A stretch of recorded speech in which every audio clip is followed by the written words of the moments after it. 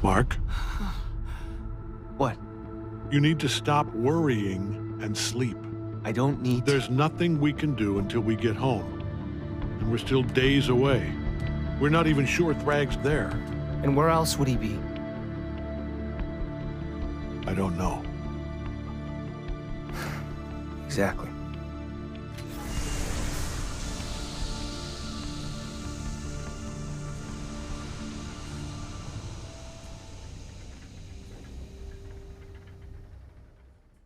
Welcome back, everyone. It's Charlie. Invincible released a new Season 4, Episode 8 finale trailer, so we will break it all down. There's a whole bunch of Easter eggs, references here, and a bunch of big storylines they have to wrap up, pushing into Season 5. All the Thragg memes have been great this season. We will see what new ones come out of the finale this time.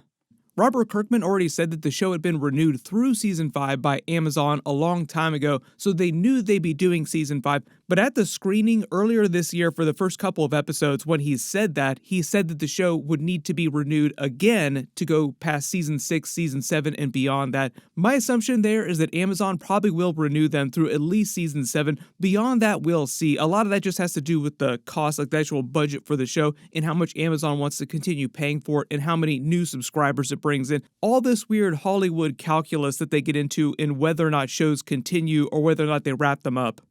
That being said, if you have not read the comics, there are many, many story arcs that they have to adapt. They could go like 10 seasons if they want to. Robert Kirkman wants to do the entire comic book run. But the really good news is that Season 5 will release around the same time the Season 4 release. Like, it's going to be on a pretty yearly cadence schedule. So we will talk more about Season 5 after the actual finale releases. But the episode title here is Don't Leave Me Hanging, which just feels like a funny reference. Don't leave me hanging because cliffhangers heading into next season. Like, what are they going to set up in the finale? There's a very clear comic book run that they're adapting here after the Viltrumite War is done. Basically, the Viltrumite War ends with this episode. There will be more Viltrumite fighting between Mark and the Viltrumite people, between Thragg. Like, Thragg continues to be one of the main antagonists of the series going forward. So, like, this isn't the absolute end of that, just of this particular engagement of the Viltrumite War. They start the trailer with Omni-Man trying to wake Mark in the middle of a nightmare that he's having about what the Viltrumites are doing back on planet Earth while they're headed home to Earth. The really big problem that they're having is that it takes them weeks to actually arrive at home at the speeds that they're going. So they're wondering what the Viltrumites are doing this whole time because the Viltrumites got there way faster than they got there. What are your orders, Grand Regent? So the idea is that Mark is having all these nightmares about the Viltrumites just eviscerating, like destroying everybody that he loves. But the really big surprise, and they sort of tease this at the end of the trailer, is where are the Viltrumites if they're not on Earth? Because they haven't got any communications about Earth being destroyed yet, which is what Mark thinks is happening right now. So in the comics, you actually see Mark's nightmares, and he's just imagining things that don't actually wind up happening. And it's like all the most terrible things that could happen to all of his friends. Like, everybody's dead. He absolutely spirals out while he's on the ship waiting to get home because he wants to get home to see what the Viltrumites are doing.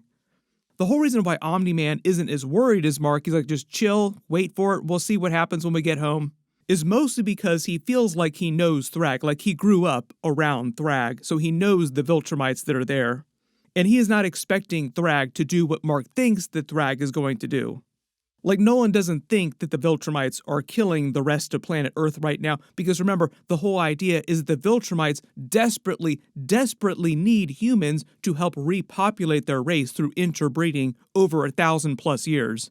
This is another thing that Thragg hasn't really detailed to Mark at this point yet, or even to Omni-Man, is that it would take the Viltrumites, per Thragg's plan that he has right now, about 1,000 years to repopulate their race.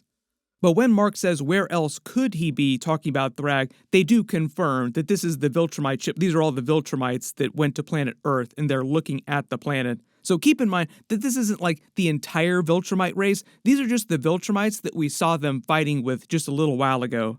After the end of this Viltrumite War engagement, like after last week's battle, there are 37 Viltrumites left because a couple of them were killed during the battle.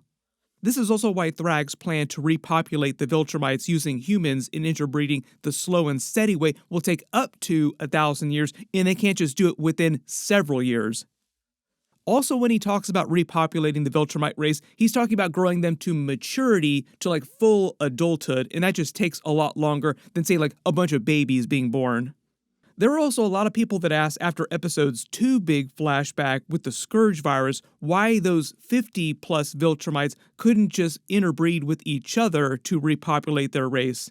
General Craig explained that to Thragg during that initial flashback, that 50 was not a great enough number to ensure enough biodiversity so that there would not be genetic abnormalities, basically inbreeding problems. They would wind up needing way more Viltrumites to just do that within their race.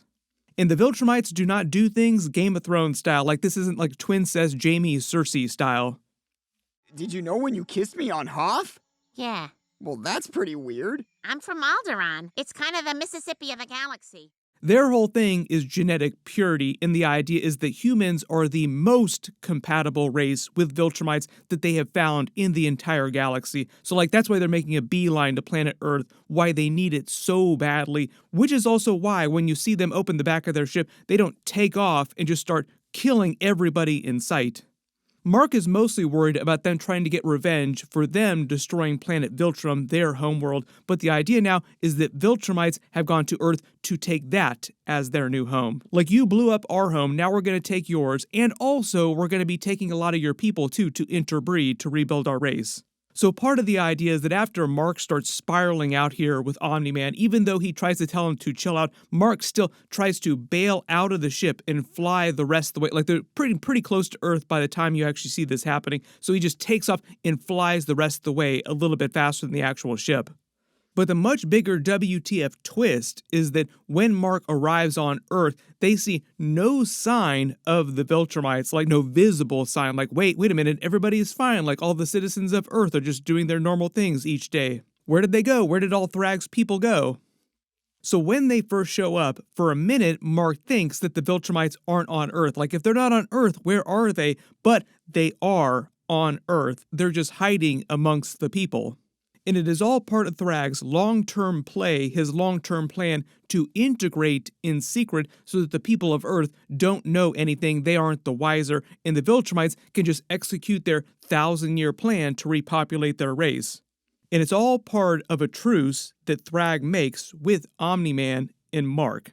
Basically telling them if they chill, then the Viltrumites will chill. They'll just repopulate their race without harming the people of Earth. Like, they'll just let Earth go about its business and stay in secret amongst them while they slowly repopulate their race. The whole problem with the plan like that, though, is that what happens after 1,000 years? Because Mark, Omni-Man, Oliver, the Immortal, Adam, Eve, other characters would still technically be alive, or any children that Mark and Adam Eve wound up having. What would happen to all the people of Earth in 1,000 years? All the Viltrumites would have rebuilt their race. They would be way more stronger. They would be able to conquer the rest of the galaxy like they were doing before the Scourge virus. We are Viltrumites. We are without end. So part of the idea is that Mark is asked to make this Faustian bargain. You call a truce, and we will actually chill out. We won't destroy the rest of the planet. And Mark is so worried about the here and now of all the people that he loves, like his family, his mother, everybody, that he's basically asked to make the choice. So this is where we get to the actual title of the episode, Don't Leave Me Hanging, which I think is also a sly reference to Mark's choice with Thragg and what happens as a result of that in the next arc. Thragg's whole plan here is part of what's called the Great Resurgence in the comics. It's an intergalactic immigration event in which the Viltrumite refugees resettle on Earth for the singular purpose of acclimating and interbreeding amongst its population to rebuild their decimated empire. One of the other details that they clarify in this too is why humans are so perfect for interbreeding with Viltrumites. The way that Thragg explains it is that humans allow them to create near perfect hybrids, basically as close as they could get to someone being full Viltrumite had they just interbred within their race. So part of the idea is that Viltrumite human hybrids eventually almost become indistinguishable from pure Viltrumites, which they absolutely love. But part of Thragg's threat to Mark is that if he doesn't uphold his end of a truce here, then Thragg and the Viltrumites will wipe out all of planet Earth. There are other races out there in the galaxy that Viltrumites could interbreed with. They just wouldn't be as good of hybrids as human Viltrumite hybrids. Probably the best example of that is Oliver and Thraxons. Now we know, because of Oliver, Thraxons are compatible with Viltrumites. So one of the funnier ideas when you think about it is that Thragg is basically telling all the Viltrumites here, like 36, 37 of them that are still alive, to have as many sexual partners as possible. Like, we need to repopulate our race, so just go out there and have as many babies as possible. Which reminds you of one of the other major cliffhangers from a previous episode, big storyline they need to wrap up or resolve in some way, is Adam Eve's baby with Invincible that she was pregnant with when he left for the Viltrumite War. What is going to happen with that? And will they adhere pretty closely to the comics? Are they going to change the way the comics went down? We can't really talk too much about that arc before the episode happens, just because it is kind of spoilery the way it goes down in the comics, but you won't have to wait that long to actually find out how the show's going to deal with it. There's never going to be a good time for this, but... Mark? Robert Kirkman made it seem like the show wasn't going to pull any big punches. There are a couple really messed up twists that the comics have not yet done. Maybe they will do one of them in this episode. There's still a couple of things in the future of the comics that are actually worse, arguably, than some of the stuff that they have done on screen in previous episodes, as hardcore as they've gone. And probably the other biggest cliffhanger from previous episodes is what happened with Rex and Monster Girl in the Flaxen Dimension. They haven't really gone back there or touched on that yet, but I expect the way they tell that story to play out the way they told it in the comics, and a lot of it was them recounting things after they had eventually gotten back, like, oh, all this crap went down, let's find out what actually happened.